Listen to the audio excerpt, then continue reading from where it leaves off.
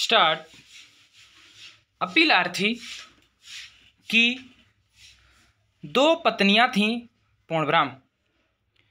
प्रथम पत्नी ने भारतीय दंड संहिता की धारा 494 और 109 के अधीन वर्ष 1966 में अपने पति के विरुद्ध एक दांडिक परिवाद फाइल किया था पूर्णब्रह्म। दांडिक कार्रवाइयों के लंबित रहने के दौरान उन्होंने उत्तर प्रदेश पंचायत राज अधिनियम 1947 के अधीन गठित न्याय पंचायत के समक्ष समझौता कर लिया और उसे अदालत न्याय पंचायत द्वारा अभिलिखित किया गया था पूर्णब्रह्म। इस सहमति आदेश के अनुसरण में हेमराज ने जो श्री जीत सिंह के पिता हैं मायावती के नाम दो भूमिधारी भूखंडों का हस्तांतरण कर दिया पूर्णब्रह्म। अधिकतम जोत प्राधिकारियों ने उत्तर प्रदेश अधिकतम जोत सीमा आरोपण अधिनियम 1960 के अधीन, जिसे इसमें इसके पश्चात अधिकतम जोत अधिनियम कहा गया है, की गई कार्रवाइयों में जीत की धृति में खसरा संख्या 157 और 159 के भूखंड सम्मिलित कर लिए थे, क्योंकि पत्नी की भूमि पति की धृति में सम्मिलित किए जाने योग्य है पूर्णब्रह्म। जीत सिंह और मायावती दोनों ने ही जीत सिंह की धृति में सम्मिलित किए जाने योग्य है पूर्णब्रह्म। जीत सिंह और मायावती दोनों ने ही जीत सिंह की धृति में भूमि को सम्मिलित करने का इस आधार पर आरोप किया कि मायावती न्यायिकतः पृथक पत्नी है पूर्णब्रह्म। अतः इस भूमि को जीत सिंह की धृति में सम्मिलित नहीं किया जा सकता पूर्णब्रह्म।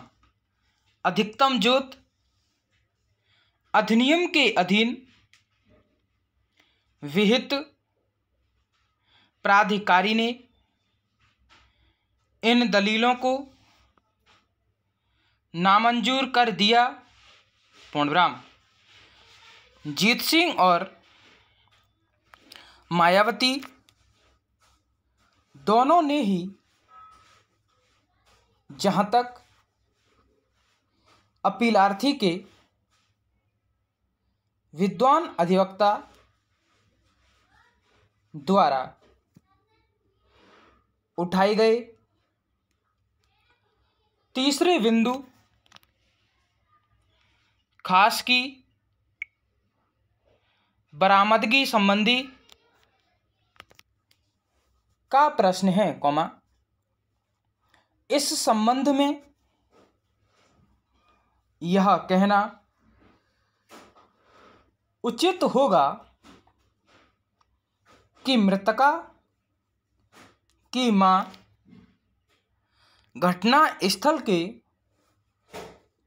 पास घास नहीं काट रही थी। पूर्णविराम। घटना स्थल के आसपास वह खेत नहीं है जहां पर कटी हुई घास रखी थी। पूर्णविराम। मृतका की मां द्वारा घास काटे जाने का स्थान घटना स्थल से सटा हुआ नहीं था, अतएव विवेचनाधिकारी अन्वेषक अधिकारी द्वारा घास की बरामदगी का कोई औचित्य नहीं था और न ही मृतका की मां को साक्षी के रूप में परीक्षित करना सुसंगत अथवा आवश्यक था। पूर्णविराम। उसकी कोई भूमि नहीं था तथा उसका परीक्षण कराना अथवा न कराने से इस मामले के गुण अवगुण या गुणागुण पर कोई प्रभाव नहीं पड़ता। पूर्णविराम। समस्त पहलुओं पर सम्यक रूप से विचारोपरांत हम इस अभिमत के निष्कर्ष पर पहुँचे हैं कि अभियुक्त की आयु घटना के समय निश्चित रूप से 18 वर्ष से अधिक थी। पूर्णविराम। तारीख 28 मई को पारित आदेश में अधीनस्थ न्यायालय द्वारा अभियुक्त को देखने मात्र से उसकी आयु लगभग 20 वर्ष आंकलित करने का निष्कर्ष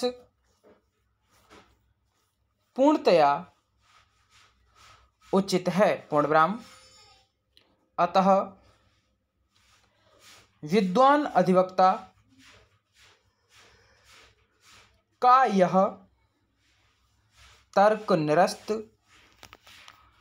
किया जाता है। पूर्णविराम। स्टॉप। वीडियो अच्छी लगी हो तो लाइक शेयर कमेंट करें, सब्सक्राइब करें, बेल आइकन दबाएं जिससे आप तक नोटिफिकेशन पहुंचता रहे। ज़्यादा से ज़्यादा लाइक एंड शेयर करें। धन्यवाद।